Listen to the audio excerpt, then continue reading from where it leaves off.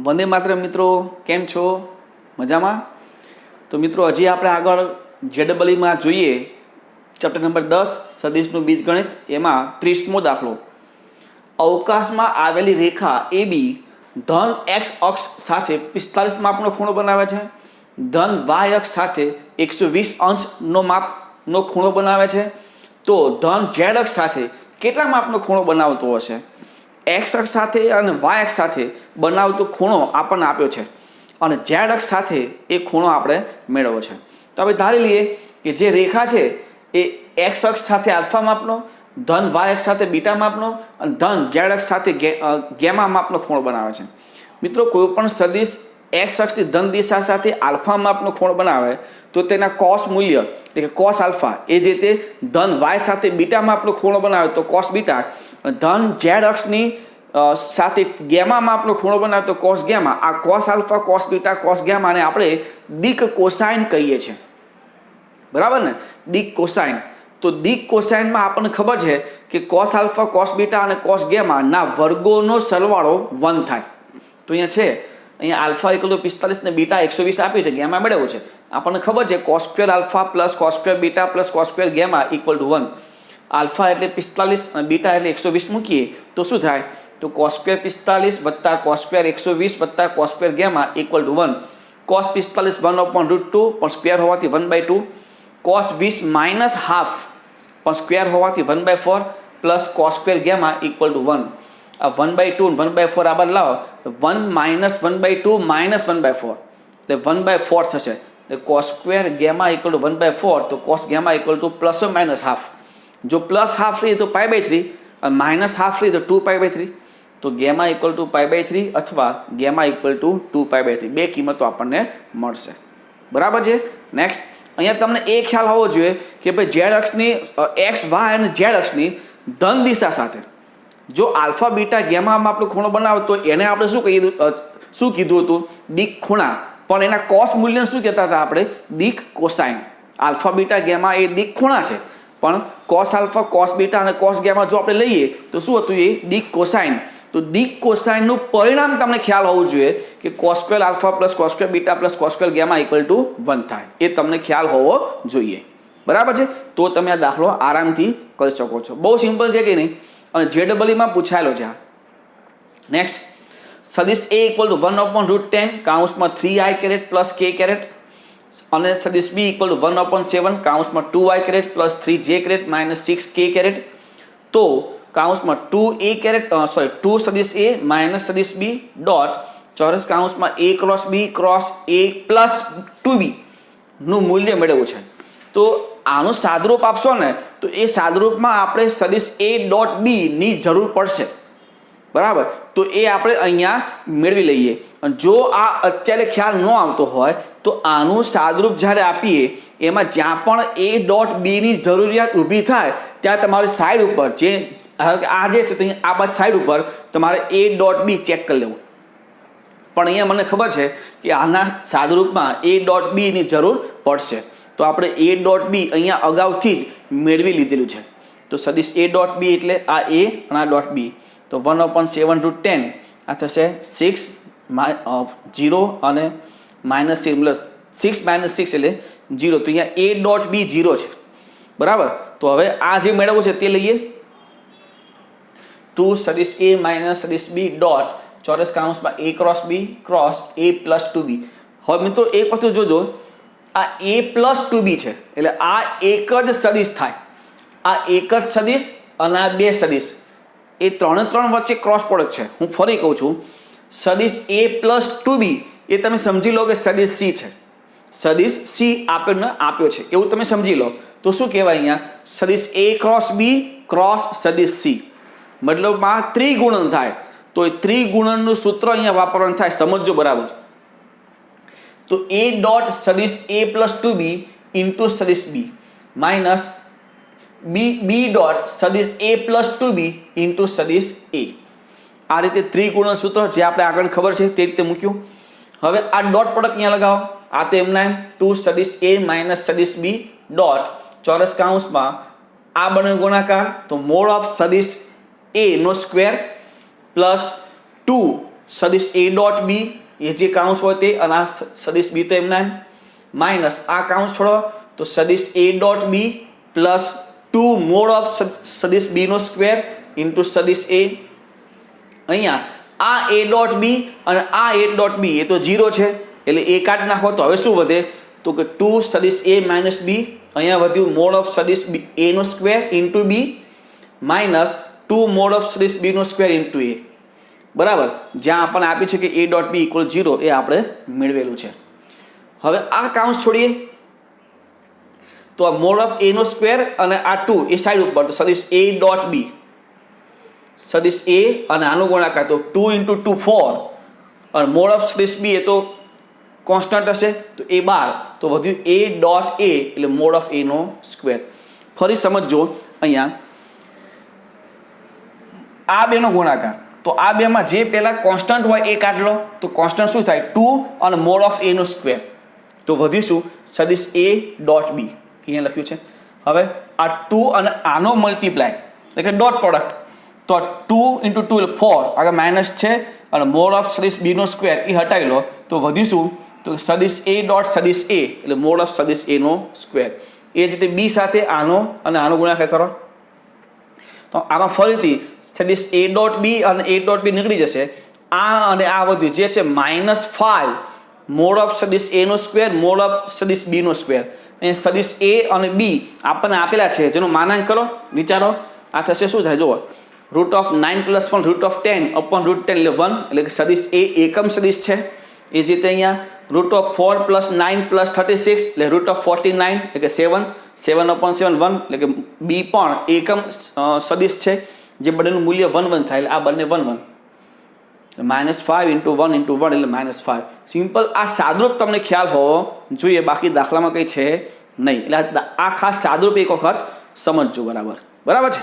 Next જો સદિશો એ અને બી પરસ્પર લંબ ન હોય લંબ નથી મતલબમાં સદિશ a dot b is not equal to 0 તમે કહી શકો છો અને સદિશ સી અને ડી માટે તમે b cross c equal to b cross d તથા સદિશ a dot d equal to 0 તો ડી તમારે મેળવવો છે. તો આપણી પાસે કઈ વસ્તુ છે એ લઈ લઈએ તો સદિશ b cross c is equal to સદિશ બી ક્રોસ ડી અને સદિશ a dot b is not equal to 0 આ આપણને આપ્યું છે. હવે a dot b is not equal 0 હોવાથી હું એક કામ કરું આમાં બંને બાજુ સદિશ એ વડે ક્રોસ પ્રોડક્ટ કરું બંને બાજુ સદિશ a cross b cross c equal to a cross b cross d તો આ શું થઈ ગયું ત્રિગુણન. તો ત્રિગુણન સૂત્ર a dot c into b minus a dot b into c is equal to a dot d into b minus a dot b into d. આપણને એ ડોટ ડી 0 છે તો આ 0 થઈ જાય આને આ બાદ લઈ આવો આમાં પણ એ ડોટ બી છે આમાં પણ એ ડોટ બી છે તો એ ડોટ બી કોમન આવશે એટલે વધશે શું a dot c into b is equal to આ પેલી બાદ જાય એટલે શું થાય સદિશ a dot b into c plus a dot b into d જેમાંથી એ ડોટ બી કોમન લઈ લો એટલે શું વધે સદિશ સી માઇનસ સદિશ ડી. હવે આ સદિશ સી માઇનસ ડી તો આ એ ડોટ બી એ તો નોટ ઇક્વલ 0 છે આપણને આપ્યું છે તો એ ડોટ બી ને આપણે છેદમાં લઈ લો તો શું લખાય જુઓ ડી માઇનસ સી આ સી માઇનસ ડી છે માઇનસ કોમન આવશે ત્યાં ડી માઇનસ સી તમે આને એમને એમ પર યાદ હશો વાંધો નથી સી માઇનસ ડી આપણે ડીને કરતા બનાવો છે આમાંથી ડી મેળવવું છે એટલે તો D minus C is equal two minus a dot c into સદિશ બી છેદમાં એ ડોટ બી તો સીને આ બાદ લઈ લો તો સદિશ ડી ઇઝ ઇક્વલ ટુ સદિશ c minus a dot c into b છેદમાં એ ડોટ બી એટલે આ આપણો આન્સર થશે બરાબર. નેક્સ્ટ 33 જો સદિશ પી આઈ caret plus j caret plus કે કેરેટ બીજું આઈ કેરેટ પ્લસ ક્યુ જે કેરેટ પ્લસ કે કેરેટ અને ત્રીજું i caret plus j caret plus r k caret જ્યાં p not equal to q not equal to r not equal to 1 સમતલીય સદિશ છે સમતલીય કીધું પતી ગયું નિશ્ચાયક ઇઝ ઇક્વલ ટુ 0 લઈ લો તો સાબિત કહો છે પી ક્યુ આર માઇનસ કાઉન્સમાં p plus q plus r equal to ખાલી જગ્યા મેળવવું છે આપણે કંઈ નહીં આપેલા સદિશો કેવા છે સમતલીય છે તો જે સદિશ છે એ ઇઝ ઇક્વલ ટુ 0 તમે લઈ શકો તો સદિશ પહેલો કયો છે હાર P11, બીજી હાર 1Q1, ત્રીજી હાર 1 ઇક્વલ ટુ 0, નિશ્ચય છોડીએ. P કાઉન્સમાં QR -1 કાઉન્સમાં R -1 +1 કાઉન્સમાં 1 - Q is equal to 0. કાઉન્સ છોડો તો PQR -P -R +1 Q equal to જે PQR આમાંથી આ અને આ એમાંથી માઇનસ કોમન લો તો કાઉન્સમાં P + Q + R આ 1 + 1 2 પેલી બાજુ એટલે -2. આપણને માગ્યું શું છે PQR minus કાઉન્સમાં P + Q + R આ આપણે માગ્યું છે તો જવાબ શું થાય -2. બરાબર. નેક્સ્ટ, ધારો કે સદિશ A અને B એકમ સદિશો છે. જો સદિશ C is equal two A + 2B અને સદિશ D equal to 5A - 4B પરસ્પર લંબ છે, C અને D પરસ્પર લંબ છે, તો સદિશ A અને B વચ્ચેના ખૂણાનું માપ આપણે મેળવવું છે. A અને B વચ્ચેનો ખૂણો મેળવવો છે. આ પણ શું આપી છે, જો C અને D એ પરસ્પર લંબ છે. જો C અને D પરસ્પર લંબ હોય તો ડોટ પ્રોડક્ટ 0. તો C અને D ના જે સદિશો આપે તે મૂકી દો. સદિશ A + 2B ડોટ સદિશ 5A - 4B equal 0. Dot product કરો. A ઇન્ટુ 5A એટલે 5 મોડ ઓફ સદિશ A નો સ્ક્વેર, A ઇન્ટુ -4B એટલે -4 સદિશ A ડોટ B પ્લસ 10 સદિશ A dot B -8 mod of સદિશ B નો સ્ક્વેર ઇક્વલ ટુ 0. આ 1 છે, આ 1 છે અને આ થશે +6 સદિશ A ડોટ B. તો 6 સદિશ A dot B is equal to 3. તો A dot B equal two half. આપણે A અને B વચ્ચેનો ખૂણો મેળવ્યો હતો એમાં A ડોટ B આપણને જોઈતું હતું, એ આપણે અહીંયા મળી ગયું છે. હવે ધારી લઈએ, ધારો કે સદિશ A અને B વચ્ચેનો ખૂણો થીટા હોય તો cos થીટા ઇક્વલ ટુ સદિશ A ડોટ B છેદમાં બંનેનું મૂલ્ય. બંનેના મૂલ્ય તો 1 છે, એકમ સદિશ છે. A અને B એકમ સદિશ છે એટલે એનું મૂલ્ય 1 થાય. સદિશ A ડોટ B તો હાફ છે એટલે cos theta equal to half, તો થીટા ઇક્વલ ટુ π/3 એ આપણે કહી શકીએ છીએ. બરાબર. નેક્સ્ટ, 35મો દાખલો.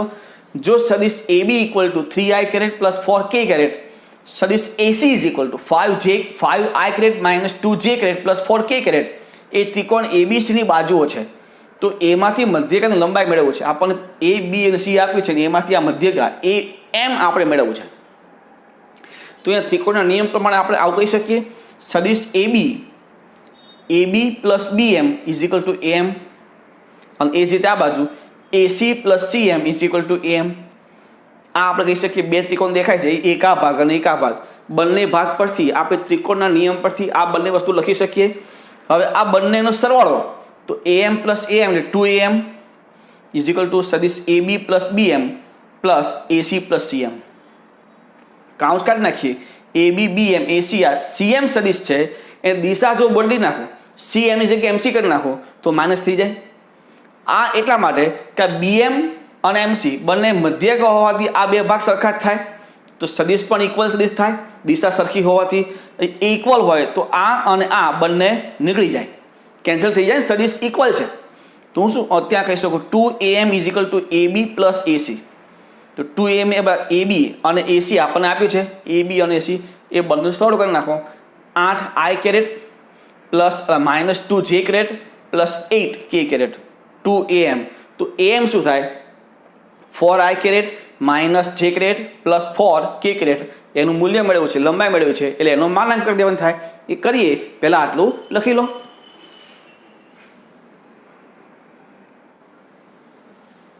તો અહીંયા 2AM છે તો AM શું થશે 4i - j પ્લસ 4k. એ જોઈએ, જો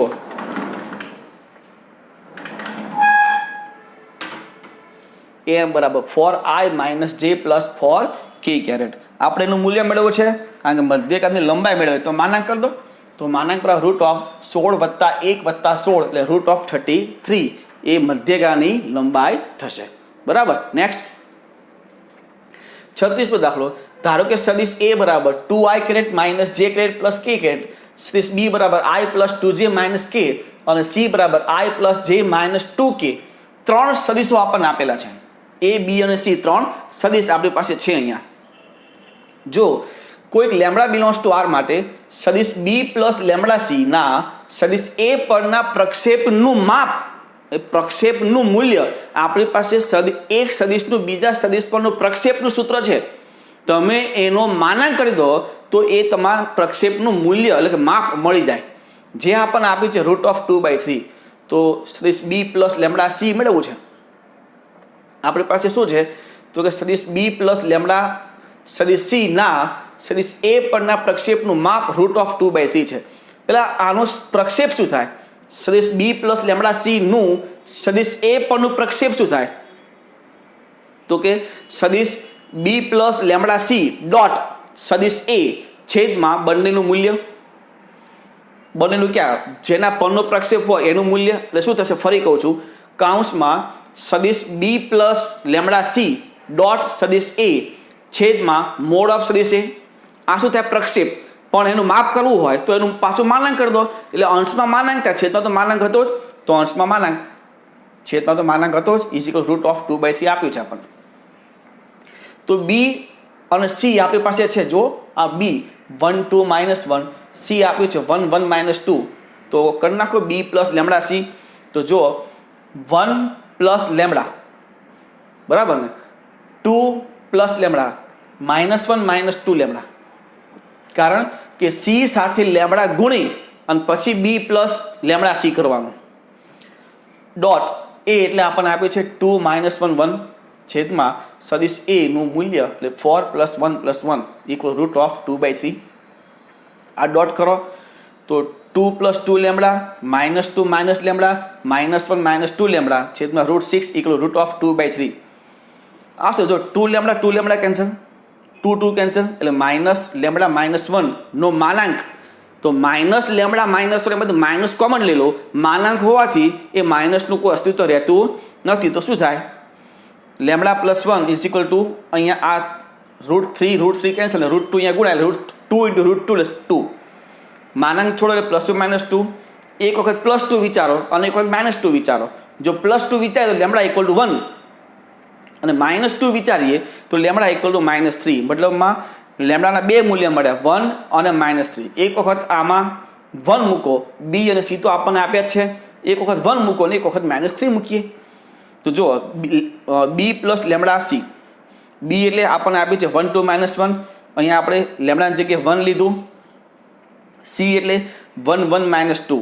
તો શું થાય? જો 1 + 1 એટલે 2, 2 + 1 એટલે 3, -1 - 2 એટલે -3. નેક્સ્ટ બી પ્લસ લેમડા સી, અહીંયા લેમડાની જગ્યાએ -3 લઈશું, બી સી તો આપ્યું જ છે. તો 1 -3 એટલે -2, 2 -3 એટલે -1, -1 + 6 એટલે 5. તો તમને ત્યાં કયો સદિશ મળશે? -2 -1 અને 5, અને અહીંયા 2 3 અને -3. બરાબર. નેક્સ્ટ, જો સદિશ i cross a dot b into i plus સદિશ j cross a dot b into સદિશ j પ્લસ સદિશ k cross a dot b into સદિશ k = ખાલી જગ્યા. તો આમાં a અને b સદિશ આપણને ખબર નથી, તો આપણે ધારી લઈએ કે ભાઈ સદિશ a = a1 a2 a3, b = b1 b2 b3. તો ખાલી આટલાનું સાદરૂપ આપીએ, એના પછી આ બધું કિંમત મૂકીએ. પહેલાં આને અલગ અલગ મૂલ્ય તો મેળવી લઈએ. તો i cross a dot b, મિત્રો આમાં a ડોટ બી જે છે આમાં કઈ જગ્યાએ કાઉન્સ લેવો એ વિચારવું પડે. બહુ સિમ્પલ વસ્તુ છે સમજવા માટે. a ડોટ બી એ તો અદિશ થાય, કોઈ અદિશનું સદિશ સાથે ક્રોસ પ્રોડક્ટ શક્ય નથી. આ ધ્યાન રાખજો. ફરી, કોઈ અદિશનું, આ અદિશ થાય a ડોટ બી, અને આ એટલે સદિશ છે, એટલે અદિશનું સદિશ સાથે ક્રોસ પ્રોડક્ટ શક્ય નથી. આ ખાસ ધ્યાન રાખવાનું, બહુ સિમ્પલ વસ્તુ છે, તમને ખ્યાલ જ હશે.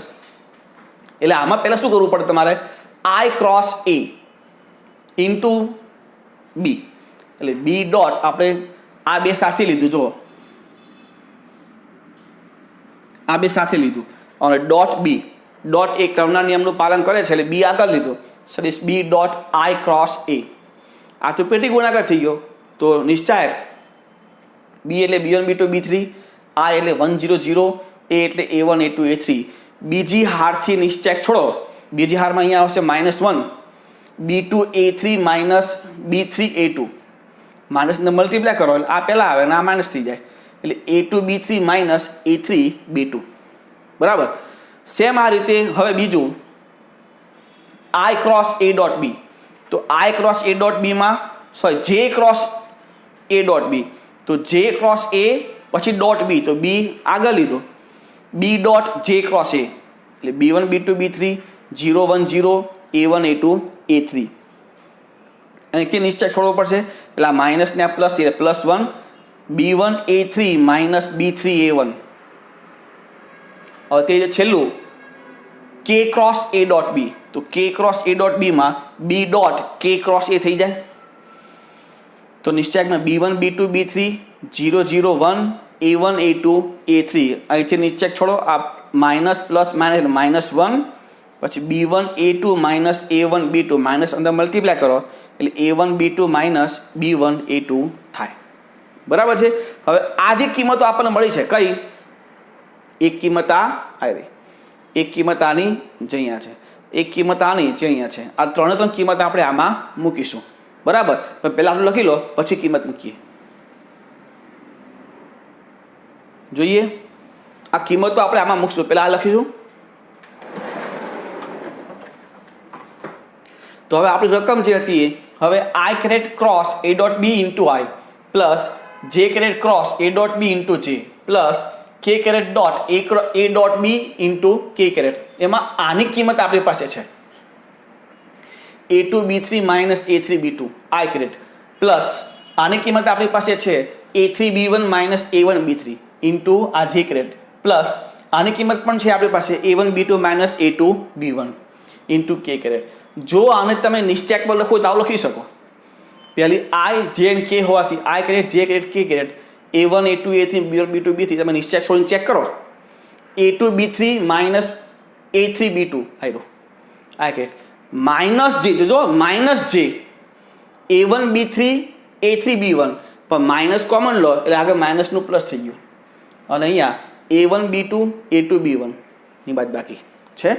હવે આ જે છે આ નિશ્ચયક IJK A1 A2 A3 B1 B2 B3 એને તમે કહી શકો સદિશ A ક્રોસ B. એટલે પેલું જે હતું એનું મૂલ્ય શું મળ્યું આપણને, સદિશ A ક્રોસ B. બરાબર છે. બહુ મસ્ત દાખલો છે મિત્રો. નેક્સ્ટ જોઈએ આગળ 38.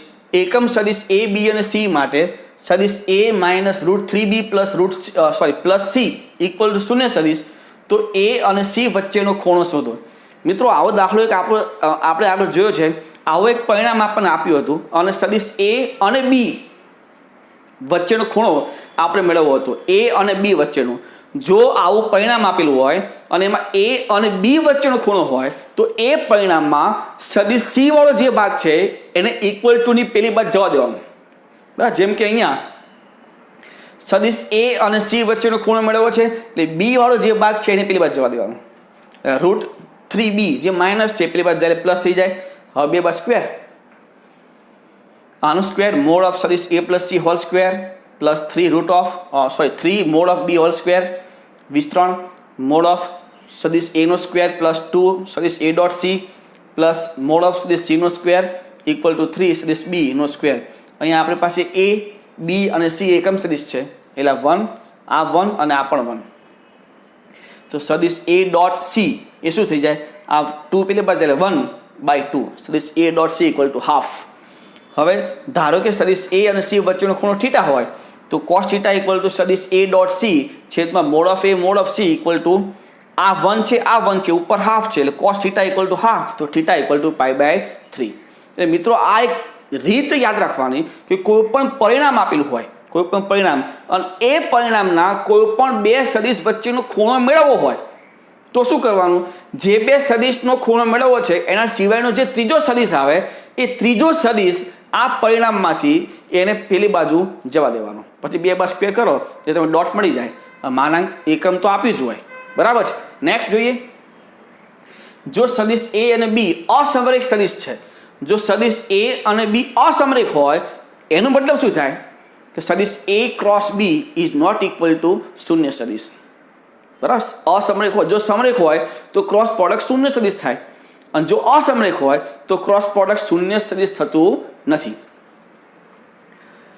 તો સદિશ A અને B અસમરેખ સદિશો હોય તો આલ્ફાની કઈ કિંમત માટે સદિશ u is equal to alpha minus 2 સદિશ a પ્લસ સદિશ b અને સદિશ v equal to 2 plus 3 alpha સદિશ a માઇનસ 3 સદિશ b સમરેખ થાય, u અને v સમરેખ થાય એવું કીધું છે. આલ્ફાની કઈ કિંમત માટે u અને v સમરેખ થાય, જ્યાં a અને b સમરેખ નથી પાછા, પણ u અને v સમરેખ હોવાથી આપણે લખી શકીએ કે સદિશ u ક્રોસ સદિશ v ઇક્વલ ટુ 0 સદિશ. u આપણને આપ્યું છે આલ્ફા માઇનસ 2 સદિશ a plus b cross v આપણને આપ્યું છે 2 પ્લસ 3 આલ્ફા સદિશ a minus 3b equal to 0 સદિશ. હવે સિમ્પલ આપણે કાઉન્સ છોડીએ તે રીતે કાઉન્સ છોડીએ જોજો. પહેલાં આનો ક્રોસ આની સાથે થશે, મતલબમાં alpha minus 2 into 2 plus 3 alpha into સદિશ a ક્રોસ સદિશ a, સદિશ a ક્રોસ સદિશ a, બે સમાન સદિશોનો ક્રોસ પ્રોડક્ટ શું થાય 0, તો એ લખવાની જરૂર નથી. પછી આનો આની સાથે તો -3 ઇન્ટુ આલ્ફા માઇનસ 2 ઇન્ટુ કાઉન્સમાં સદિશ a ક્રોસ સદિશ b છે. હવે b સાથે તો b સાથે આનો પહેલા તો 2 પ્લસ 3 આલ્ફા ઇન્ટુ કાઉન્સમાં સદિશ b ક્રોસ સદિશ a. હવે આનું -3 કાઉન્સમાં સદિશ b ક્રોસ સદિશ b, તો b ક્રોસ b શું થાય 0, એ આપણે લખવાની જરૂર નથી, ઇઝ ઇક્વલ ટુ 0 સદિશ. હવે અહીંયા a ક્રોસ b છે, અહીંયા b ક્રોસ a છે, તો આમાંથી હું માઇનસ કોમન લઈ લઉં એટલે અહીંયા પ્લસ ટુ માઇનસ થઈ જાય અને અહીંયા શું આવી જાય સદિશ a ક્રોસ b. તો આ a ક્રોસ b અને આ a ક્રોસ b કોમન. હવે શું વધ્યું તો 6 minus 3 alpha minus 2 minus 3 alpha equal to a cross b equal to 0 સદિશ. આ સાદરૂપ આપો એટલે 4 માઇનસ 6 આલ્ફા ઇન્ટુ સદિશ a cross b equal to 0 સદિશ. આ બંનેનો ગુણાકાર 0 સદિશ થાય, મતલબ બેમાંથી કોઈ એક શૂન્ય હોવું જોઈએ, પણ આ તો શૂન્ય છે નહીં કારણ કે અસમરેખ સદિશો છે. તો આ શૂન્ય નથી તો શું હોય આ શૂન્ય છે. હવે આ તો કોન્સ્ટન્ટ છે એટલે આ તો ફિક્સ કિંમત થાય. જોજો આ જે છે સદિશ છે પણ આ અદિશ છે. આ સદિશ એ 0 થવાનું નથી, એટલે કે શૂન્ય સદિશ થવાનું નથી કારણ કે અસમરેખ છે. આ સદિશ જો શૂન્ય સદિશ ન થતું હોય તો આ સદિશ એ શૂન્ય હોવું જોઈએ, શૂન્ય સદિશ નહીં, શું હોવું જોઈએ શૂન્ય. એટલે 4 માઇનસ 6 આલ્ફા ઇક્વલ ટુ 0, મતલબમાં આલ્ફા ઇક્વલ ટુ 2/3 જે આપણને માગ્યું હતું. બરાબર, આલ્ફાની કઈ કિંમત માટે u અને v સમરેખ થાય એવું કીધું છે, તો આલ્ફા 2/3 માટે u અને v સમરેખ થાય. બરાબર, લખી લો હવે આ